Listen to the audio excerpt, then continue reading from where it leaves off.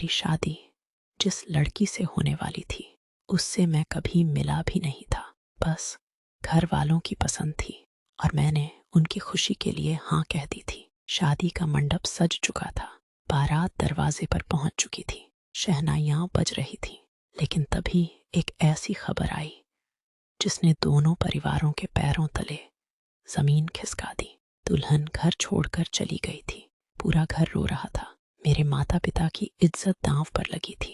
तभी दुल्हन की बड़ी बहन आगे आई और बोली, अगर आप लोगों को मंजूर हो तो मैं यह रिश्ता निभाने के लिए तैयार हूँ। उस पल मुझे लगा कि यह शादी सिर्फ एक समझौता होगी, लेकिन मुझे क्या पता था कि यही रिश्ता मेरी जिंदगी का सबसे खूबसूरत प्यार बन जाएगा। शादी के बाद उसने पूरे दिल से मेरा घर अपना लिया। मेरे माता पिता की सेवा, मेरी हर छोटी बड़ी खुशी का ख्याल, वह हर रिश्ता निभा रही थी और मैं धीरे धीरे उससे प्यार करने लगा।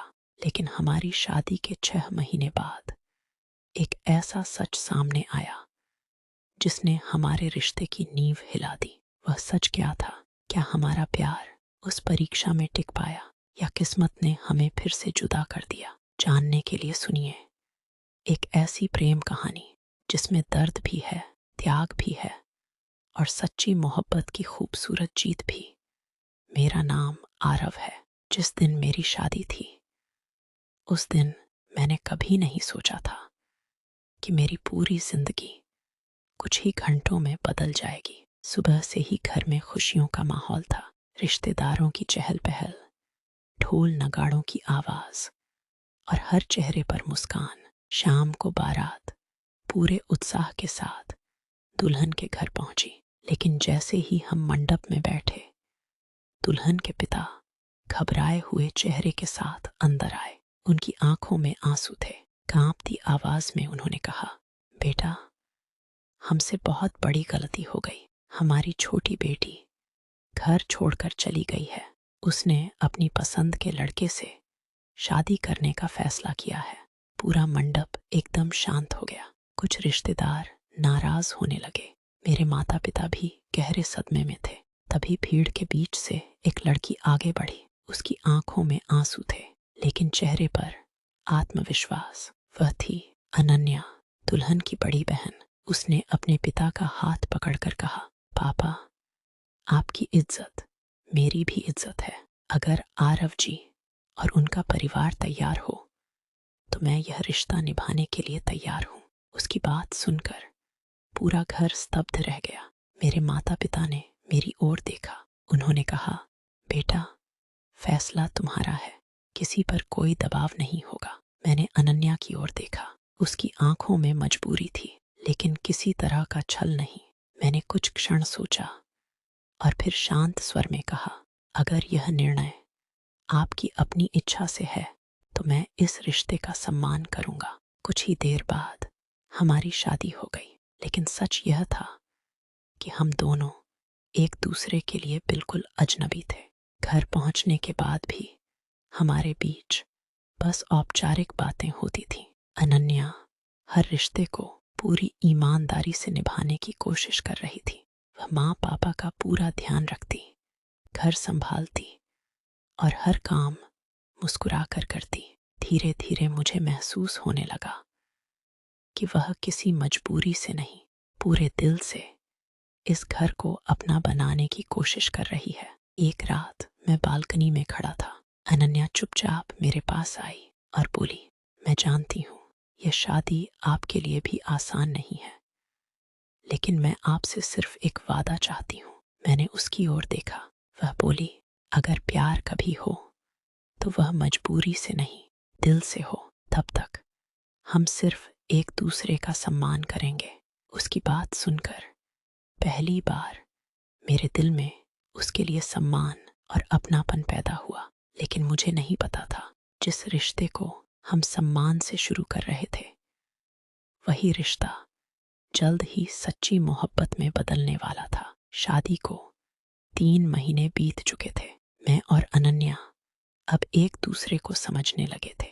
हमारे बीच अभी भी कोई प्रेम का इजहार नहीं हुआ था, लेकिन रिश्ते में सम्मान, विश्वास और अपनापन धीरे धीरे गहराता जा रहा था। हर सुबह वह सबसे पहले माँ पापा का हाल पूछती, फिर मेरे लिए चाय बनाकर मुस्कुराते हुए कहती, जल्दी तैयार हो जाइए, ऑफिस के लिए देर हो जाएगी।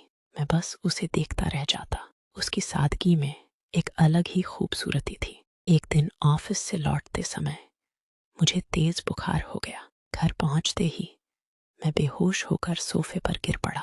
अनन्या घबरा गई। उसने तुरंत डॉक्टर को बुलाया, दवा दी और पूरी रात मेरे सिर पर ठंडी पट्टियां रखती रही। सुबह मेरी आंख खुली तो देखा वह कुर्सी पर बैठे बैठे ही सो गई थी। उसके हाथ में अब भी दवा की शीशी थी। मैंने धीरे से उसका नाम लिया। वह तुरंत जाग गई और मुस्कुराकर बोली, अब कैसा लग रहा है? मैंने पहली बार उसके हाथ को अपने हाथ में लेकर कहा, धन्यवाद, तुमने पूरी रात मेरी देखभाल की। वह हल्के से मुस्कुराई। पति पत्नी का रिश्ता सिर्फ 7 फेरों से नहीं बनता, एक दूसरे का साथ निभाने से बनता है। उस दिन उसकी बात सीधे मेरे दिल में उतर गई। अब मुझे ऑफिस से घर लौटने की जल्दी रहने लगी। हम साथ बैठकर चाय पीते, दिन भर की बातें करते और कभी कभी पुराने गाने सुनते। धीरे धीरे हमारी झिझक दोस्ती में बदलने लगी। एक शाम बारिश हो रही थी। हम दोनों बालकनी में खड़े बारिश की बूंदों को देख रहे थे। अनन्या ने मुस्कुराकर कहा, हाँ जानते हैं, मुझे बारिश बहुत पसंद है। लगता है जैसे हर बूंद पुराने दुखों को धोकर नई उम्मीद दे जाती है। मैंने उसकी ओर देखा। उसकी मुस्कान में अब मजबूरी नहीं, सुकून था। उसी पल मुझे एहसास हुआ मैं अनन्या को सिर्फ अपनी पत्नी नहीं बल्कि अपने जीवन का सबसे खूबसूरत हिस्सा मानने लगा हूँ। लेकिन किस्मत शायद हमारी खुशियों की फिर परीक्षा लेना चाहती थी। उसी रात एक अनजान नंबर से फोन आया। अनन्या ने जैसे ही फोन उठाया उसके चेहरे का रंग उड़ गया। उसकी आंखों से आंसू बहने लगे। मैंने घबरा कर पूछा, क्या हुआ? कांपती आवाज में उसने सिर्फ इतना कहा, आरव, मेरी छोटी बहन वापस आ गई है। और यह सुनते ही मुझे लगा हमारी जिंदगी का सबसे कठिन अध्याय अब शुरू होने वाला था। अनन्या के हाथ कांप रहे थे। उसने धीरे धीरे फोन नीचे रखा। मैंने उसके पास जाकर पूछा, क्या सच में तुम्हारी छोटी बहन लौट आई है? उसने नम आंखों से मेरी ओर देखा और सिर हिलाकर कहा, हाँ, 5 महीने बाद आज उसका फोन आया है। वह घर लौटना चाहती है। कुछ पल के लिए पूरे घर में सन्नाटा छा गया। अगले दिन हम दोनों उसके मायके पहुंचे। अनन्या के माता पिता अपनी छोटी बेटी रिया को देखकर रो पड़े। रिया भी फूट फूट कर रो रही थी। उसने हाथ जोड़कर कहा, माँ, पापा, मुझसे बहुत बड़ी गलती हो गई। जिस लड़के के साथ मैं गई थी उसने कुछ महीनों बाद ही मेरा साथ छोड़ दिया। मुझे अपनी भूल का एहसास हो गया है। अगर हो सके तो मुझे माफ कर दीजिए। घर का माहौल बेहद भावुक हो गया। अनन्या बिना किसी शिकायत के अपनी बहन के पास गई और उसे गले लगा लिया। मैं यह सब देखकर हैरान था। जिस बहन की वजह से उसकी अपनी जिंदगी एक पल में बदल गई थी, उसी बहन को वह सबसे पहले गले लगा रही थी। घर लौटते समय मैंने अनन्या से पूछा, तुम्हें उससे कोई शिकायत नहीं है? वह हल्की सी मुस्कुराई, शिकायत है, लेकिन वह मेरी बहन भी है। अगर आज मैं उसे माफ नहीं करूंगी तो शायद वह पूरी जिंदगी खुद को माफ नहीं कर पाएगी। उसकी यह बात सुनकर मेरे मन में उसके लिए सम्मान और भी बढ़ गया। लेकिन कहानी यहीं खत्म नहीं हुई। कुछ दिनों बाद रिया हमारे घर आई। उसने मेरी और अनन्या की ओर देखकर कहा, दीदी, जीजा जी, मेरी वजह से आपकी जिंदगी बदल गई। अगर आप दोनों खुश हैं तो मुझे लगता है कि भगवान ने मेरी गलती को भी किसी की खुशी का कारण बना दिया। अनन्या ने उसका हाथ पकड़ लिया। बीती हुई बातों का बोझ लेकर मत जियो, अब अपनी नई शुरुआत करो। रिया मुस्कुरा तो दी, लेकिन उसके जाने के बाद मैंने देखा अनन्या अकेले कमरे में बैठी चुपचाप रो रही थी। मैंने उसके पास जाकर पूछा, क्या हुआ? उसने पहली बार अपना सिर मेरे कंधे पर रख दिया और धीमी आवाज में कहा, आज सब ठीक हो गया, लेकिन इतने महीनों से मैं एक डर लेकर जी रही थी। कहीं तुम्हें कभी यह महसूस ना हो कि तुम्हारी जिंदगी में मैं सिर्फ एक मजबूरी बनकर आई थी। मैंने उसका हाथ अपने हाथों में लिया और उसकी आंखों में देखते हुए कहा, अनन्या, हमारी शादी भले ही एक मजबूरी में हुई हो, लेकिन आज मेरा हर सपना, हर खुशी और मेरा पूरा भविष्य सिर्फ तुम्हारे साथ जुड़ा है। तुम मेरी मजबूरी नहीं, मेरी सबसे बड़ी खुशकिस्मती हो। यह सुनते ही अनन्या की आंखों से खुशी के आंसू बह निकले। लेकिन उसी समय दरवाजे की घंटी बजी। दरवाजे पर एक ऐसा व्यक्ति खड़ा था जिसकी बात सुनकर हमारे पैरों तले जमीन खिसक गई। मैंने दरवाजा खोला। सामने एक अधेड़ उम्र के सज्जन खड़े थे। उन्होंने विनम्रता से कहा, क्या आप आरव जी हैं? मैंने हाँ में सिर हिलाया। उन्होंने अपना परिचय दिया। मैं रिया के साथ पहले काम करता था। मुझे आप सबसे एक जरूरी बात कहनी है। हम सभी उन्हें बैठक में ले आए। उन्होंने शांत स्वर में कहा, रिया जिस लड़के के साथ घर छोड़कर गई थी, उसने उसे धोखा दिया था, लेकिन रिया ने कभी किसी पर झूठा आरोप नहीं लगाया। उसने अपनी गलती स्वीकार की और नई जिंदगी शुरू करने का फैसला किया है। वह सिर्फ अपने माता पिता और अपनी बहन की माफी चाहती थी। इतना कहकर वह चले गए। घर में कुछ पल के लिए सन्नाटा छा गया। अनन्या की आंखों में आंसू थे। वह बोली, भगवान का शुक्र है, अब रिया को भी अपनी जिंदगी फिर से शुरू करने का मौका मिलेगा। मैंने पहली बार महसूस किया कि अनन्या दूसरों की खुशी में अपनी खुशी ढूंढ लेती है। उस रात हम दोनों छत पर बैठे थे। आसमान में चांद था और हल्की हवा चल रही थी। मैंने अनन्या की ओर देखा और कहा, एक बात पूछूं? वह मुस्कुराई। पूछिए। मैंने कहा, अगर उस दिन रिया घर से नहीं जाती तो क्या तुम कभी मेरी जिंदगी का हिस्सा बन पाती? अनन्या कुछ पल चुप रही, फिर उसने मुस्कुराकर जवाब दिया, शायद नहीं, लेकिन अब मुझे लगता है कि कुछ रिश्ते इंसान नहीं, किस्मत लिखती है। मैंने उसका हाथ अपने हाथ में ले लिया और मैं खुश हूं कि किस्मत ने मेरी कहानी तुम्हारे नाम लिखी। उसकी आंखें खुशी से भर आईं। वह धीरे से बोली, मैंने इस घर में पत्नी बनकर कदम रखा था, लेकिन आज पहली बार मुझे लगा कि मैं सचमुच तुम्हारे दिल में भी अपना घर बना चुकी हूं। मैं मुस्कुराया और कहा, अनन्या, आज मैं पूरे दिल से कहता हूं, मैं तुमसे प्यार करता हूं। यह सुनते ही उसने झुकी हुई नजरों से मुस्कुराकर कहा, मैं भी बहुत पहले से बस तुम्हारे कहने का इंतजार था। उस रात पहली बार हमें लगा कि हमारी शादी अब सिर्फ एक रिश्ता नहीं रही, वह सच्चे प्रेम में बदल चुकी थी। लेकिन खुशियों के बीच एक और खबर हमारा इंतजार कर रही थी। अगली सुबह डॉक्टर की रिपोर्ट आने वाली थी और वही रिपोर्ट हमारी जिंदगी में एक नई खुशी लेकर आने वाली थी। अगली सुबह मैं और अनन्या अस्पताल पहुंचे। डॉक्टर की रिपोर्ट आने में अभी कुछ मिनट बाकी थे। अनन्या चुपचाप मेरे पास बैठी थी।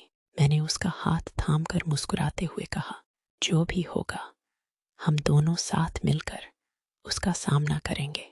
वह हल्के से मुस्कुरा दी। कुछ देर बाद डॉक्टर ने हमें अपने कमरे में बुलाया। रिपोर्ट देखते ही उनके चेहरे पर मुस्कान आ गई। उन्होंने कहा, बधाई हो, आप दोनों माता पिता बनने वाले हैं। कुछ पल के लिए हम दोनों एक दूसरे को देखते रह गए। अनन्या की आंखों से खुशी के आंसू बह निकले।